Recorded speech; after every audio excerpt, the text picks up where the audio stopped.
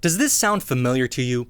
You're frustrated with yourself. You maybe haven't accomplished a goal you wanted, so you say, "That's it, I'm done.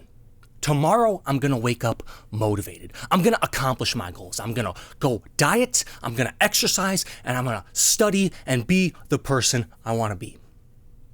And then it just doesn't work out. If that's ever happened to you, you're not in the minority. 80% of New Year's resolutions fail for this reason. People don't understand what motivation is. They treat it like a mindset. But motivation isn't a mindset. It's a skill. And like any other skill, you need to practice it and learn it to be good at it. Let's say you had no experience fighting whatsoever, and you wanted to become a professional boxer. Would you go to bed one night and say, "You know what? Tomorrow I'm gonna fight Floyd Mayweather, one of the greatest boxers of all time"? No, it sounds entirely stupid. You'd get murdered in the ring. In reality, that's no different than going to bed and saying, "Tomorrow I'm gonna be motivated. I'm gonna have this fresh mindset on life and go out and be the person I want to be." You can't just go from 0 to 100 like that. So today, I want to go over the neuroscience behind motivation and teach you how you can practice it, learn it, and grow your motivation so you can be that person you want to be. Ever heard of this chemical called dopamine?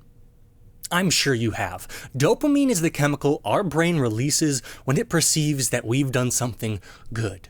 A hit of dopamine makes us happy. And because of this, we believe dopamine is our best friend. But I'm here to tell you that dopamine isn't your best friend. Nowadays, dopamine is kind of your enemy. If we look back 150,000 years ago at the first Homo sapiens, dopamine was, without a doubt, humanity's best friend.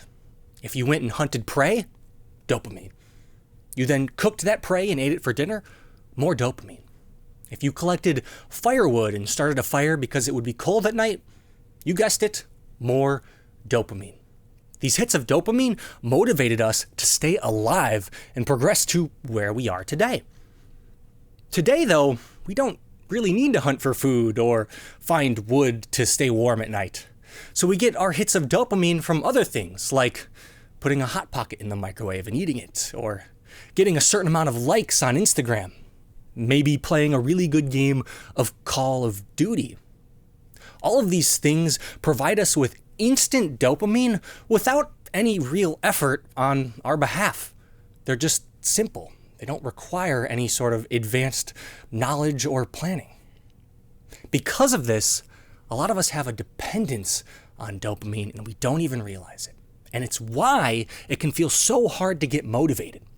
If you just say, "I want to be motivated tomorrow. I'm going to be better. I'm going to start eating healthy. Screw this unhealthy diet. I'm going to start exercising or studying," or whatever it is you want to do, you're giving up dopamine for a bit. You're basically quitting cold turkey on your happiness chemical. It's the reason things like addiction to video games and addiction to social media exist. They're very real addictions, but all they are is an addiction to the instant dopamine you get from using these things. So we're going to suffer if we try to get motivated immediately. If we cut this instant dopamine that we can get from any wide variety of sources, we're not going to be happy, and it's the reason we're going to fail. I want to share with you 2 methods for circumventing this that avoid quitting our dopamine cold turkey and can help us get motivated, teach our bodies to be motivated, and grow your motivation. Motivation isn't something you get overnight. It's like a tree that takes time, and I want to help you grow your motivation tree. That sounds weird, but in my head it sounded better. Whatever. I have 2 methods you can use to increase your motivation. The first is a very reliable, slow and steady method. The second is a slightly less reliable, but very fast method for increasing your motivation. Step 1 for both of them is the same, so let's go over that first. What you need to do is identify what I like to call your inhibitor. Your inhibitor is the thing you're doing when you're not doing what you want. So if you want to study, but you play video games every day, your inhibitor is video games. If you want to eat healthier, your inhibitor is junk food. If you want to exercise, but you watch Netflix every night, your inhibitor is Netflix. Let's talk about the slow and steady method first, because I believe this method can work for 100% of people. And all it requires is a little bit of time management. Identify how much time you spend on your inhibitor, and then slowly, very, very slowly decrease that time and put the time you've gained into the other thing you want to do. It might feel insignificant at first. For example, if you want to study more and you play 4 hours of video games a day, start by studying for 20 minutes a day and only playing 3 hours and 40 minutes of video games. You might tell yourself, like, this is stupid. 20 minutes of studying won't get me anywhere. But it will. What it actually will do is tell your brain that there are other sources of dopamine you can get, and you'll do it slowly.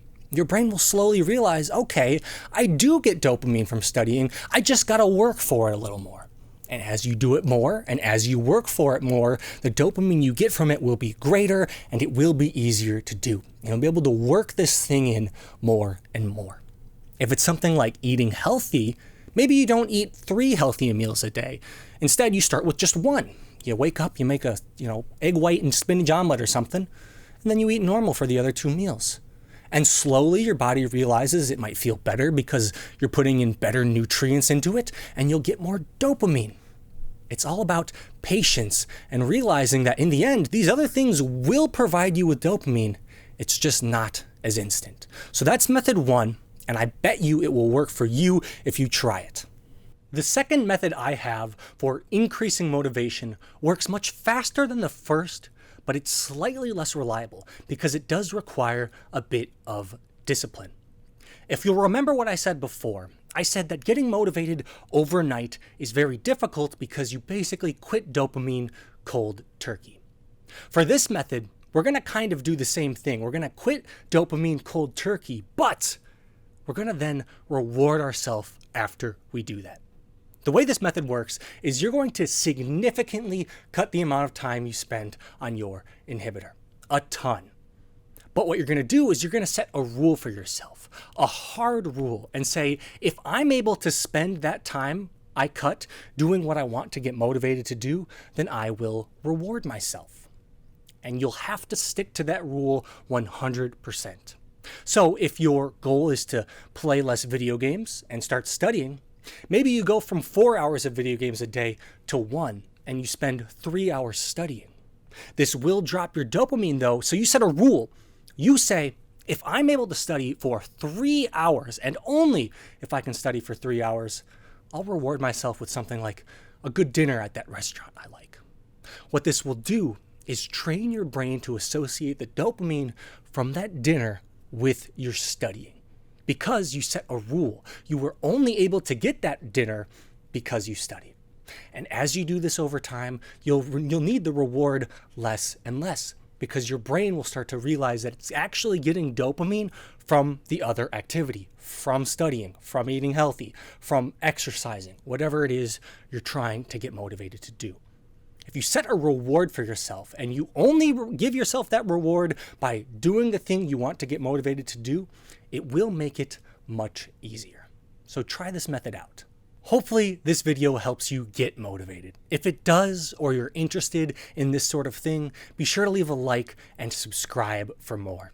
If you have any comments or questions, be sure to leave those down below because I'd love to respond to them.